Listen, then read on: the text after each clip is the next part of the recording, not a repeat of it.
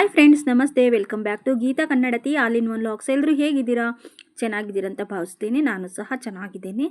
ಯಾರೆಲ್ಲ ನನ್ನ ಚಾನಲ್ನ ಫಸ್ಟ್ ಟೈಮ್ ನೋಡ್ತಾ ಇದ್ದೀರಾ, ದಯವಿಟ್ಟು ಸಬ್ಸ್ಕ್ರೈಬ್ ಮಾಡಿ ಹಾಗೆ ಸಪೋರ್ಟ್ ಮಾಡಿ ಅಂತ ಕೇಳ್ತಾ ಇದ್ದೀನಿ. ಈ ವಿಡಿಯೋ ಬಂದು ಅಕ್ಕಿ ರೊಟ್ಟಿ ಮಾಡ್ತಕ್ಕಂಥ ವಿಡಿಯೋ. ನೀವೆಲ್ಲ ಹೇಗೆ ಅಕ್ಕಿ ರೊಟ್ಟಿ ಮಾಡ್ತೀರಾ? ದಯವಿಟ್ಟು ಕಮೆಂಟ್ ಮಾಡಿ. ಹಾಗೆ ನಾವು ಮಾಡ್ತಕ್ಕಂಥ ಅಕ್ಕಿ ರೊಟ್ಟಿ ಹೇಗೆ ಅಂತ ನಾನು ತೋರಿಸ್ತಾ ಇದ್ದೀನಿ.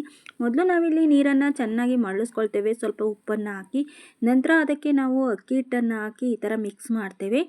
ಮತ್ತು ನಾನು ಇವತ್ತು ಈ ವಿಡಿಯೋದಲ್ಲಿ ಅಕ್ಕಿ ರೊಟ್ಟಿ ಜೊತೆಗೆ ಒಂದು ಚಟ್ನಿ, ಅಂದರೆ ಇದನ್ನು ಚಟ್ನಿ ಅಂತಲೂ ಅಂದರೆ ನಾವೆಲ್ಲ ಖಾರ ಅಂತೀವಿ, ಒಗ್ಗರಣೆ ಖಾರ ಅಂತ, ಅದನ್ನು ಸಹ ಹೇಗೆ ಅಂತ ನಾನು ಈ ವಿಡಿಯೋದಲ್ಲಿ ತೋರಿಸ್ತೇನೆ. ಕೊನೆವರೆಗೂ ವಿಡಿಯೋನ ದಯವಿಟ್ಟು ನೋಡಿ, ಸ್ಕಿಪ್ ಮಾಡಬೇಡಿ. ಹೀಗೆ ಅಕ್ಕಿ ಹಿಟ್ಟನ್ನೆಲ್ಲ ಚೆನ್ನಾಗಿ ಒಂದು ಮರಳಿರೋ ಅಂತಹ ನೀರಲ್ಲಿ ಈ ಥರ ಮಿಕ್ಸ್ ಮಾಡಿ ಒಂದು ಕಡೆ ಎತ್ತಿಟ್ಕೊಳ್ತಾ ಇದ್ದೀವಿ. ಇದು ಎತ್ತಿಟ್ಬಿಟ್ಟು ಈಗ ನಾವು ಚಟ್ನಿ ಮಾಡೋದು ಹೇಗೆ, ಒಗ್ಗರಣೆ ಚಟ್ನಿ ಅಂತ ನಾನು ಇಲ್ಲಿ ತೋರಿಸ್ತೇನೆ. ಹಾಗೆ ನಾವು ಸ್ವಲ್ಪ ಇಲ್ಲಿ ಈರುಳ್ಳಿನ ಹೆಚ್ಚಿಟ್ಕೊಳ್ತೀವಿ. ಮತ್ತು ಇದಕ್ಕೆ ಬೆಳ್ಳುಳ್ಳಿ ಮತ್ತು ಕರಿಬೇವು ಬೇಕಾಗುತ್ತೆ. ಹಸಿರು ಮೆಣಸಿನ್ಕಾಯಿನ ಯೂಸ್ ಮಾಡೋರು ಮಾಡ್ಬೋದು, ನಾವು ಹಸಿರು ಮೆಣಸಿನ್ಕಾಯಿನ ಯೂಸ್ ಮಾಡಲ್ಲ. ಹಾಗಾಗಿ ನಾವು ಇಲ್ಲಿ ಕರಿಬೇವು ಮತ್ತು ಈರುಳ್ಳಿ ಮತ್ತು ಬೆಳ್ಳುಳ್ಳಿಯನ್ನು ಮಾತ್ರ ಹಾಕಿ ಒಗ್ಗರಣೆಯನ್ನು ಮಾಡ್ತಾಯಿದ್ದೀವಿ. ಇದನ್ನು ನಾವಿವಾಗ ಒಗ್ಗರಣೆ ಮಾಡಿದ್ದನ್ನು ನಾವು ಮಿಕ್ಸಿ ಜಾರ್ನಲ್ಲಿ ಹಾಕ್ಕೊಂಡು ರುಬ್ಕೋಬೇಕಾಗುತ್ತೆ. ಅದಕ್ಕೆ ನಾವು ಸ್ವಲ್ಪ ಇಲ್ಲಿ ಜೀರಿಗೆ, ಒಂದು ಸ್ವಲ್ಪ ಹುಣಸೆ ಹಣ್ಣು ಮತ್ತು ಖಾರದ ಪುಡಿ, ಕಾಯಿ ಇಷ್ಟನ್ನು ಹಾಕಿ ರುಬ್ಕೋಬೇಕಾಗುತ್ತೆ. ಅಂದರೆ ಫುಲ್ಲು ಸಣ್ಣಗೆ ರುಬ್ಬೋದು ಸರಿಯಾಗಲ್ಲ, ಸ್ವಲ್ಪ ತರಿಯಾಗಿ ರುಬ್ಕೋಬೇಕಾಗುತ್ತೆ. ಚಟ್ನಿ ಆಗಿರೋದ್ರಿಂದ ತುಂಬಾ ಚೆನ್ನಾಗಿರುತ್ತೆ.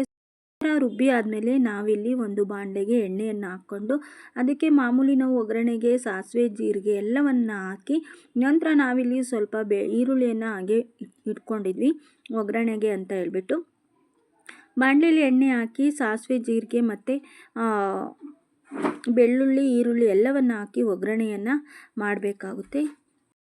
ರುಬ್ಬಿದಂಥ ಖಾರವನ್ನು ಇದರಲ್ಲಿ ಹಾಕಿ ಮಿಕ್ಸ್ ಮಾಡಿ ಇಲ್ಲಿ ಕುದಿಸಿದ್ರೆ ತುಂಬಾ ಚೆನ್ನಾಗಿರುತ್ತೆ. ಒಂದು 2-3 ದಿನ ಇಟ್ಕೊಂಡು ತಿನ್ಬೋದು. ಹಾಗಾಗಿ ನಾವು ಚೆನ್ನಾಗಿ ಕುದಿಸ್ಬೇಕಾಗುತ್ತೆ. ನೆಕ್ಸ್ಟು ನಿಮಗೆ ಇನ್ನೊಂದು ವಿಶೇಷ ತೋರಿಸ್ತಾ ಇದ್ದೀನಿ. ನಾವಿಲ್ಲಿ ಅಕ್ಕಿ ರೊಟ್ಟಿನ ಕೈಯಲ್ಲಿ ತಟ್ತಾ ಇಲ್ಲ. ರೊಟ್ಟಿ ತಟ್ಟಕ್ಕೆ ಬರಲ್ಲ ಅನ್ನೋರು ಈ ಥರ ಮಿಷಿನ್ನ ಯೂಸ್ ಮಾಡ್ಬೋದು. ಇದು ಏನಪ್ಪ ಅಂತಂದರೆ, ಅದು ರೊಟ್ಟಿನ ಆವಾಗಲೇ ನಾವು ರೆಡಿ ಮಾಡಿದ್ವಲ್ಲ ಹಿಟ್ಟನ್ನು, ಅದನ್ನು ತೊಗೊಂಡು ಈ ಥರ ಬಿಲ್ಲೆ ಥರ ಮಾಡಿ ನಾವು ಸುಮ್ಮನೆ ಅದೇನು ಪ್ರೆಷರ್ ಬಿಟ್ಟೇನು ಒತ್ತಂಗಿಲ್ಲ. ಸುಮ್ಮನೆ ಒಂದು ರೌಂಡು ಕೆಳಗಡೆ ಒಂದು ರೌಂಡ್ ತಿರುಗಿಸಿ ಮತ್ತು ಮೇಲ್ಗಡೆ ತಿರುಗಿಸಿದ್ರೆ ಸಾಕು, ಈ ಥರ ರೊಟ್ಟಿ ರೆಡಿ ಆಗುತ್ತೆ. ಇದು ತುಂಬಾ ಚೆನ್ನಾಗಿರುತ್ತೆ, ರೊಟ್ಟಿ ಸ್ಮೂತಾಗಿ ಬರುತ್ತೆ ಅಂತ ಹೇಳೋಕ್ಕೆ ಇಷ್ಟಪಡ್ತೇನೆ. ಯಾರೆಲ್ಲ ಈ ಥರ ಮಿಷನ್ನು ಬೇಕು ನಮಗೆ ರೊಟ್ಟಿ ಹಾಕೋಕ್ಕಾಗಲ್ಲ ಅನ್ನೋರು ಈ ಥರ ಮಿಷನ್ನ ಯೂಸ್ ಮಾಡ್ಬೋದು. ತುಂಬಾ ಚೆನ್ನಾಗಿ ಬರುತ್ತೆ ರೊಟ್ಟಿ.